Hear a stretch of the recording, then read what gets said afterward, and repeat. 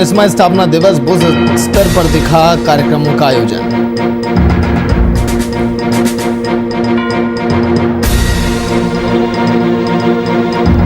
Corona पर स्वास्थ्य मंत्री डॉक्टर हर्षवर्धन ने की बैठक। कोरोना की रोकथाम के लिए सरकार के द्वारा उठाए गए कदम पर की चर्चा। स्वास्थ्य मंत्री बन्ना गुप्ता भी बैठक में शामिल।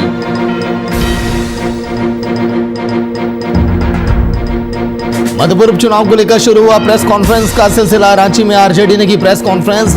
हफीजुल अंसारी को समर्थन देने का किया ऐलान।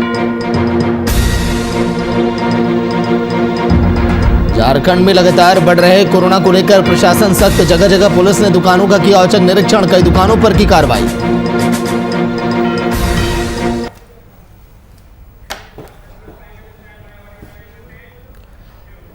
नमस्कार, वीआईपी न्यूज आप देख रहे हैं। मैं आपके साथ सागर मिश्रा। 6 अप्रैल यानी कि आज के दिन बीजेपी 41 साल की हो गई। युवा बीजेपी ने कई कीर्तिमान रचे और आज के दिन देश की सबसे बड़ी पार्टी है। लेकिन शून्य से लेकर शिखर तक बीजेपी कैसे पहुंची और कौन कौन से मोड़ आए, कौन कौन से प्रधानमंत्रियों ने इतिहास रचा और जिसको जिम्मेदारी दी गई बीजेपी की तरफ से उन्होंने अपनी जिम्मेदारियों को कितने बखूबी तरीके से निभाया, इन तमाम चीजों पर आज के दिन प्रकाश हम डालेंगे। लेकिन उसके पहले देखिए यह रिपोर्ट। भारतीय जनता पार्टी आज 6 अप्रैल को 41 साल की हो गई। 41 साल की उम्र में बीजेपी युवा की तरह कामयाबी की बुलंदियों पर विराजमान है। बीजेपी आज की तारीख में देश की सबसे बड़ी और प्रभावशाली पार्टी है। बीजेपी ने इस मुकाम पर पहुंचने के लिए शून्य से लेकर सफर की शुरुआत की थी और आज शिखर पर है और आज देश की सबसे बड़ी पार्टी बनी। स्थापना दिवस पर देश भर में बीजेपी कार्यालयों पर कार्यक्रमों का आयोजन भी किया गया।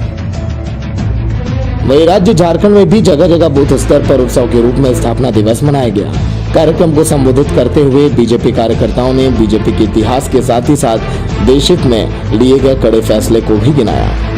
भारतीय जनता पार्टी जो दुनिया का सबसे बड़ा राजनीतिक दल और राजनीतिक दल के साथ साथ एक परिवार, दुनिया का कोई राजनीतिक दल अपने को परिवार नहीं कहता। भारतीय जनता पार्टी एक राजनीतिक विचारधारा को लेकर और अपने को परिवार मानती है। देखिए, भारतीय जनता पार्टी विश्व की सबसे बड़ी पार्टी है।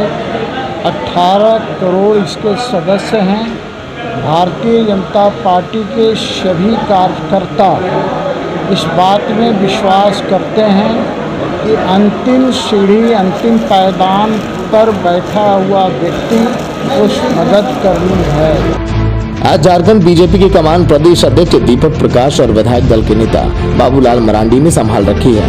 वही नेता जिन्होंने एक समय में पार्टी से अलग होकर खुद का एक संगठन जेवीएम यानी कि झारखंड विकास मोर्चा गठित किया। ऐसे में सवाल यही कि ऐसे हाथों में बीजेपी की कमान देकर पार्टी को राज्य स्तर पर कितनी मजबूती मिल पाएगी। Bureau report, VIP news.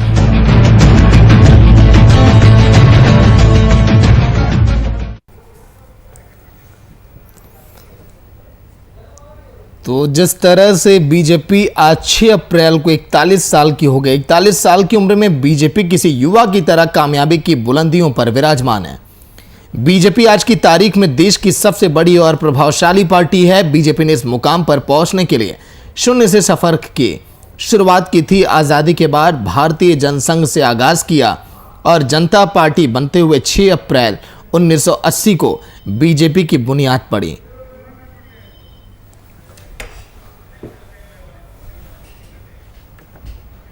तो आज के दिन हम इसी पर करेंगे चर्चा कि आखिर कैसे बीजेपी सफलता की कुर्सी पर विराजमान है और कैसे शुरुआत हुई बीजेपी की शून्य से लेकर शिखर तक की। वीआईपी न्यूज के एडिटर कुंदन कृतज्ञ जी आज के दिन लाइव में बैठे हैं। कुंदन जी, इस शुरुआत कहां से हुई बीजेपी की?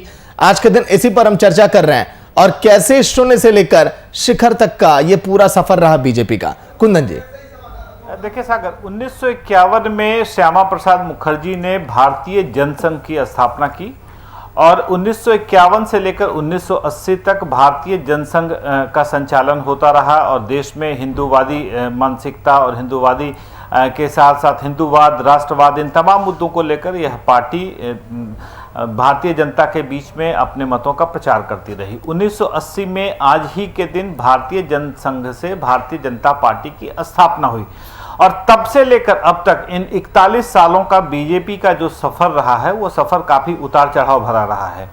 आपको बता दें कि एक समय ऐसा भी था जब बीजेपी के महज 2 सांसद संसद भवन के अंदर थे और कांग्रेस का एकाधिकार था, एक छत्र राज था। और तब से लेकर अब तक की जो स्थितियां बनी हैं, 303 सांसदों के साथ बीजेपी आज संसद में मौजूद है और जो इनका फर्श से अर्श तक का सफर रहा है, इसमें कई सारे नेताओं का अहम योगदान रहा है। अगर हम शुरुआत से बात कर लें तो बीजेपी को आगे ले जाने में इसके संस्थापक डॉक्टर श्यामा प्रसाद मुखर्जी से लेकर अटल बिहारी वाजपेयी, लाल कृष्ण आडवाणी से लेकर आज के तारीख में बीजेपी के चाणक्य माने जाने वाले अमित शाह, प्रधानमंत्री नरेंद्र मोदी, इन तमाम लोगों की एक लंबी फहरिस्त है। और आज शायद इतने सारे लोगों के संघर्ष की ही कहानी है, इतने सारे लोगों के संघर्ष का ही यह फल है कि विश्व की सबसे बड़ी कार्यकर्ताओं की, सदस्यों की यह एक राजनीतिक पार्टी बन चुकी है। और आज पूरे विश्व में बीजेपी के स्तर पर कार्यकर्ता और सदस्यों की संख्या किसी भी राजनीतिक दल के पास नहीं है।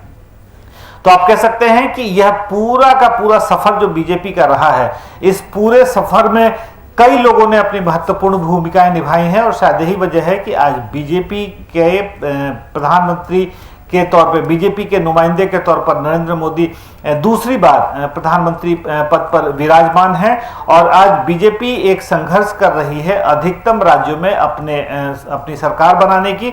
और जिन 5 राज्यों में चुनाव चल रहे हैं, चुनाव की प्रक्रियाएं जारी हैं, केरल में, असम में, पश्चिम बंगाल में, इन तमाम राज्यों की बात कर लें तो यहाँ भी बीजेपी कहीं ना कहीं अपने संघर्ष की वजह से जनता के बीच में अपनी मजबूत पैठ बनाने की कोशिश में लगी हुई है। सागर, ठीक है। कुंदन जी, प्रदीप सिन्हा प्रवक्ता बीजेपी के फोन लाइन पर। प्रदीप जी, स्वागत है वीआईपी न्यूज में।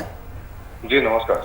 प्रदीप जी, आज के दिन तो आप लोगों के लिए जश्न का दिन है, खुशी का दिन है, क्योंकि शून्य से लेकर शिखर तक का जो ये सफर रहा काफी अभी तक शानदार रहा और सफलता पर उस आप लोग विराजमान है, जहां से पूरा देश आज के दिन बीजेपी को देख रहा है। लेकिन सर, ये सफर कैसा रहा और इन 41 सालों में कहां पर अधिक दिक्कतें आई, कैसे उतार चढ़ाव भरा ये सफर रहा बीजेपी के लिए, बताइए प्रदीप जी। देखिए, कोई भी सफर हो, जिंदगी का सफर हो या पार्टी का सफर हो, उतार चढ़ाव आते ही रहते हैं।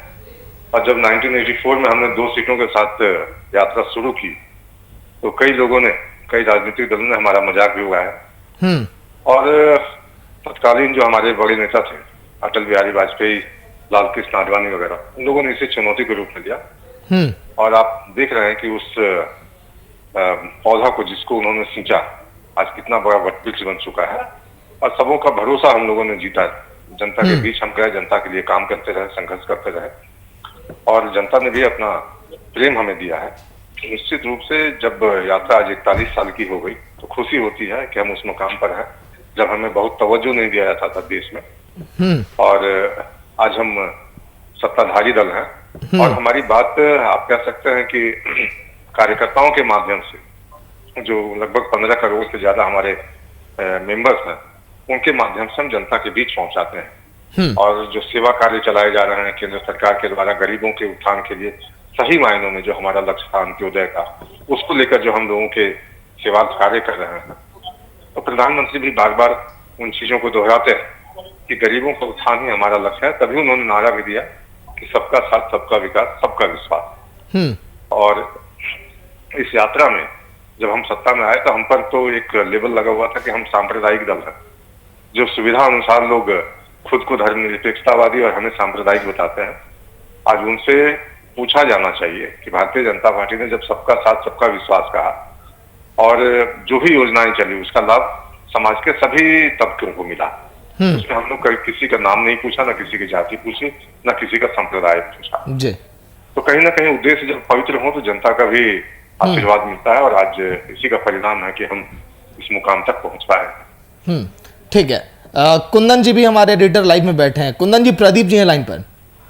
प्रदीप जी, जिस तरीके से भाजपा का इतिहास अगर हम पूरे पार्टी के तौर पर बात कर लें तो इसके स्थापना के समय से 1980 से लेकर अब तक का जो सफर रहा है, फर्श से अर्श तक का सफर रहा है, उतार चढ़ाव भरा रहा है, जिसको आपने भी बहुत तहे दिल से स्वीकार किया है।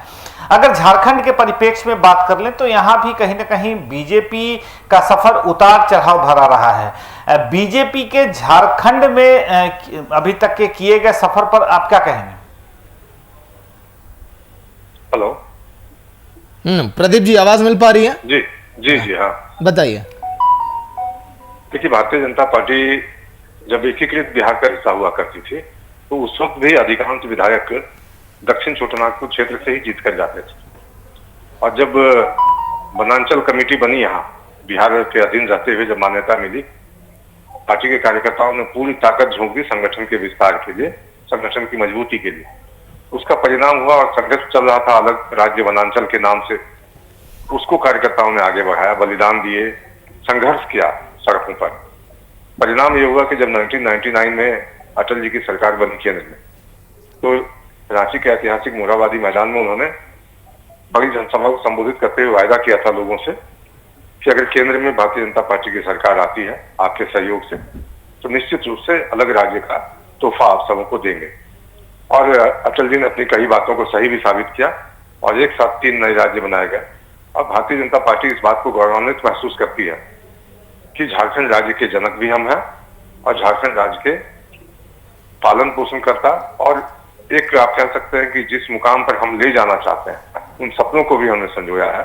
और जब भी मौका मिला, राज्य की जनता ने जब भी मौका दिया है, हमने अपनी ओर से भरसक प्रयास किया कि राज्य एक सही दिशा में चले और राज्य का समुचित सर्वांगीण विकास हो।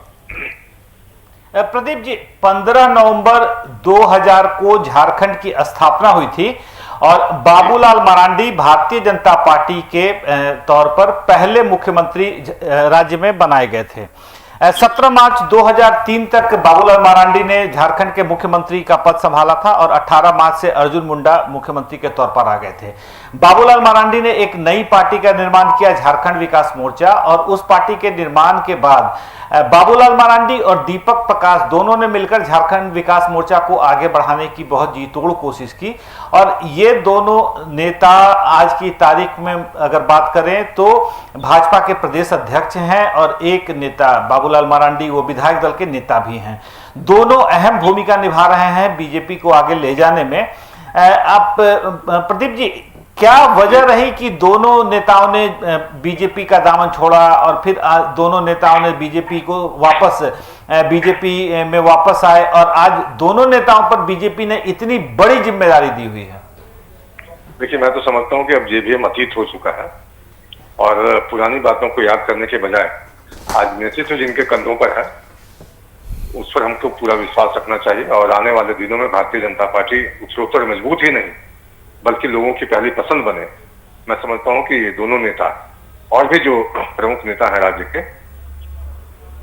प्रमुख नेता जो है राज्य के, निश्चित रूप से अपनी भूमिका भी समझते हैं और कार्यकर्ताओं की आकांक्षा के अनुरूप और भारतीय जनता पार्टी के जो आप कह सकते हैं कि सिद्धांत है हमारे और जनता को लेकर जो हमारी प्रतिबद्धता है उसको लेकर हम आगे बढ़ते रहेंगे। प्रदीप जी, इतिहास अतीत की बातों को आपने भूलने की बात कही, लगे हाथ अतीत से जुड़ा एक सवाल और बनता है। भारतीय जनता पार्टी अपने घटक और सहयोगी दलों के साथ भी अच्छे और मधुर संबंध बनाकर रखती है, जिसका उदाहरण अगर हम बात करें तो एनडीए की सरकार अगर चल रही है तो तमाम घटक दलों के साथ सहयोग से पिछली बार भी सरकार चली थी, इस बार भी सरकार चल रही है।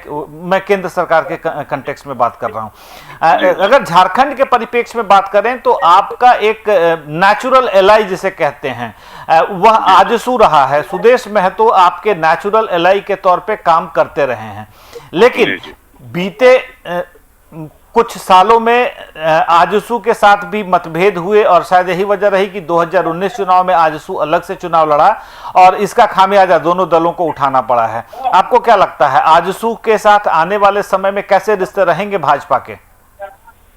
देखिए, एक बात बहुत बेबाकी से मैं कहना चाहूंगा कि राजनीतिक रिश्ते न तो अस्थायी होते हैं ना अस्थायी होते हैं और हर राजनीतिक दल और खासकर छोटे राजनीतिक दल जो क्षेत्रीय राजनीतिक दल हैं, उनकी महत्वाकांक्षाएं अलग होती हैं राष्ट्रीय दल के परिप्रेक्ष्य में।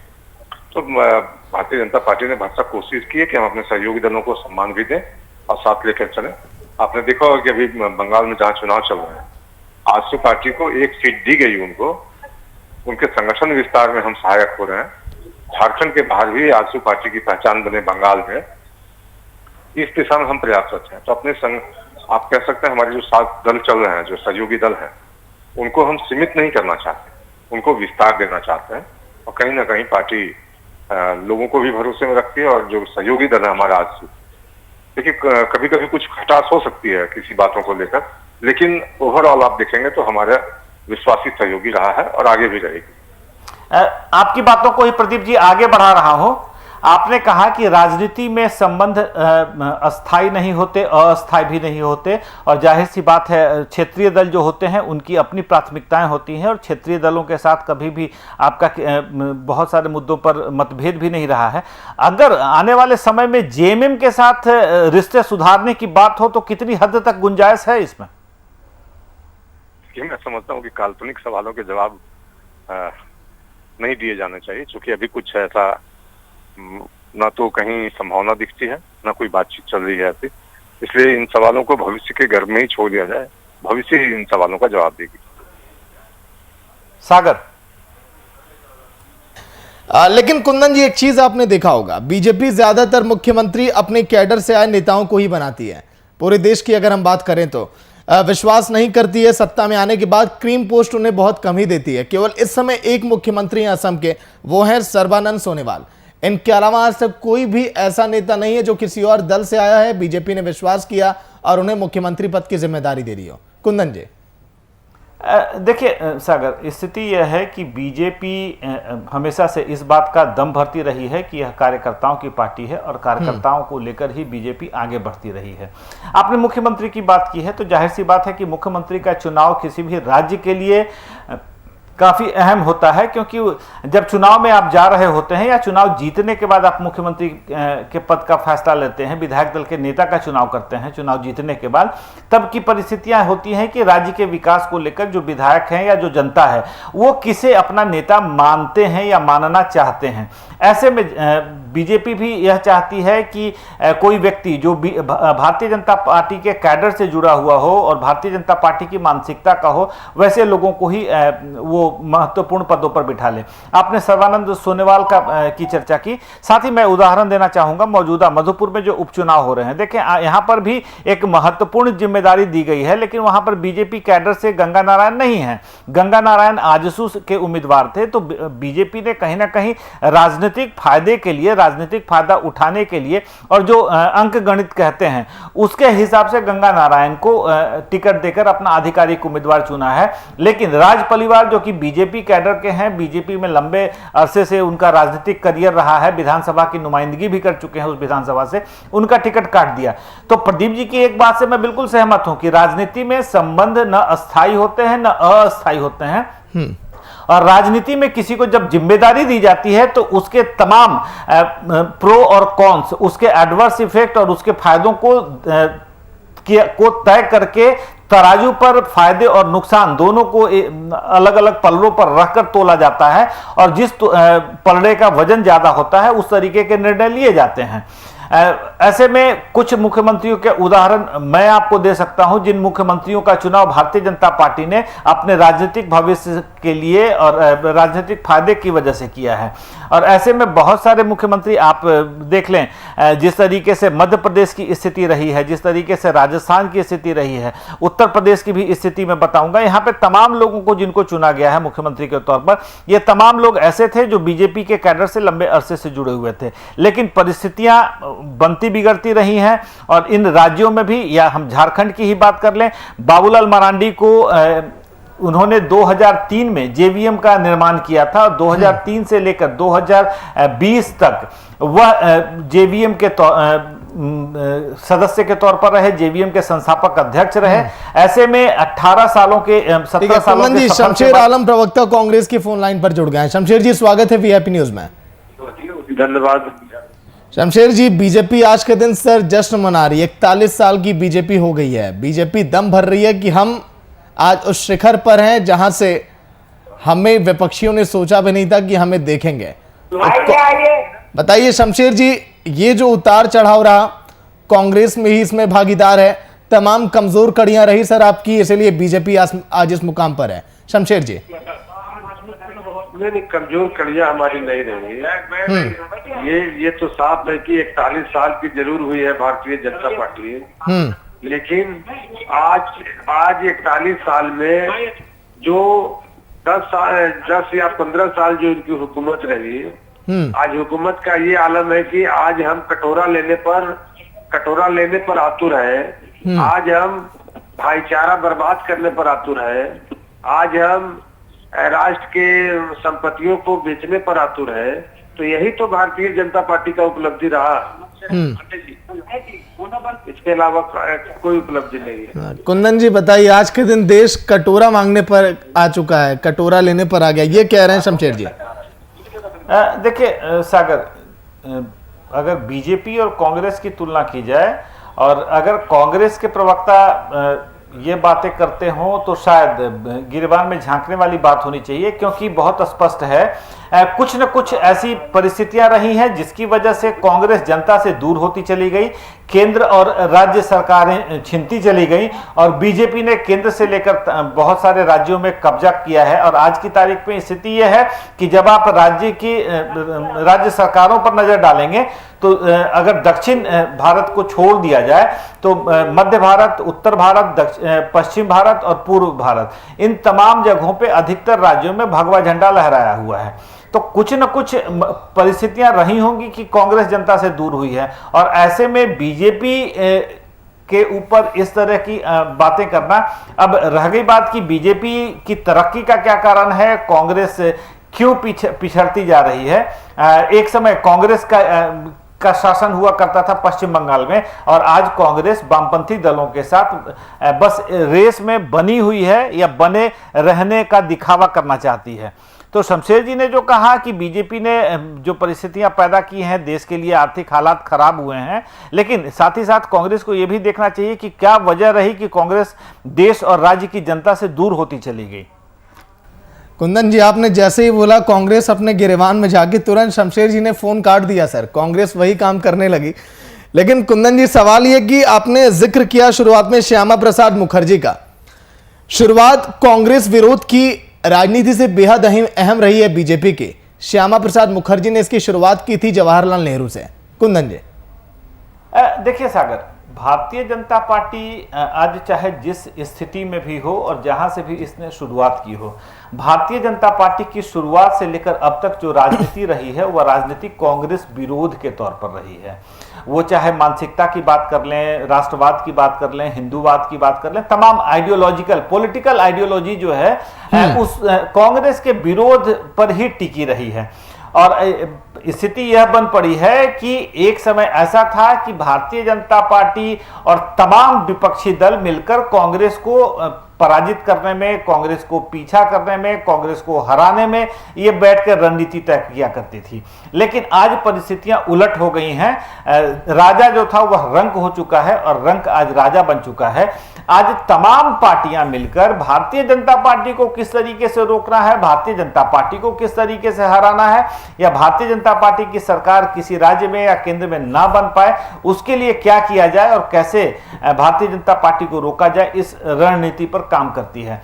तो समय का चक्र है सागर, यह घूमता है, पहिया है, जो ऊपर था वह नीचे आया है, जो नीचे था वह ऊपर गया है। और ऐसे में कांग्रेस रादर देन दूसरी बीजेपी पर कुछ कमेंट करने के, अगर सेल्फ इंट्रोस्पेक्शन, आत्मनिरीक्षण अगर करे तो यह कांग्रेस के लिए ज्यादा बेहतर होगा।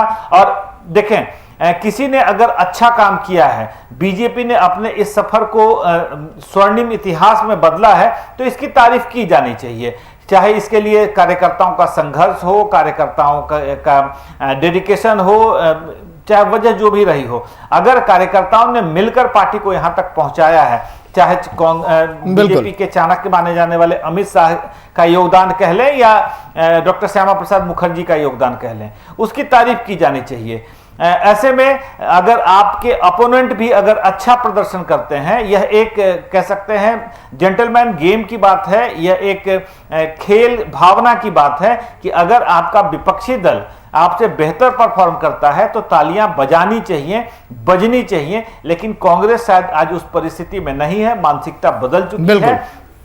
सागर, चलिए बहुत बहुत शुक्रिया कुंदन जी चर्चा में शामिल होने के लिए। आज के दिन कुंदन जी ने जिक्र किया कि यह वक्त का पहिया है साहब, ये घूमता रहता है, कब किसकी तरफ आकर घड़ी की सुई रुक जाए ये कोई नहीं जानता। आज के दिन वक्त था बीजेपी का। बीजेपी आज के दिन अगर जश्न मना रही है तो अपनी सफलता पर और शिखर पर पहुंचने के बाद जहां पर बीजेपी विराजमान है, क्योंकि बीजेपी के तमाम कार्यकर्ता, तमाम नेता जिस तरह से उस धरातल पर जाकर फिर मेहनत किए और आज शिखर पर हैं। लेकिन विपक्ष का यही आरोप कि आज के दिन जो हालात हैं देश के, आम जनता कटोरा लेकर भीख मांगने पर मजबूर है। ये तंज था बढ़ती महंगाई को लेकर। लेकिन बीजेपी इस पर क्या कहती है और आने वाले समय में कितनी तस्वीरें बदलेगी देश की बीजेपी, ये देखने वाली बात। देखते रहिए VIP न्यूज़। नमस्कार।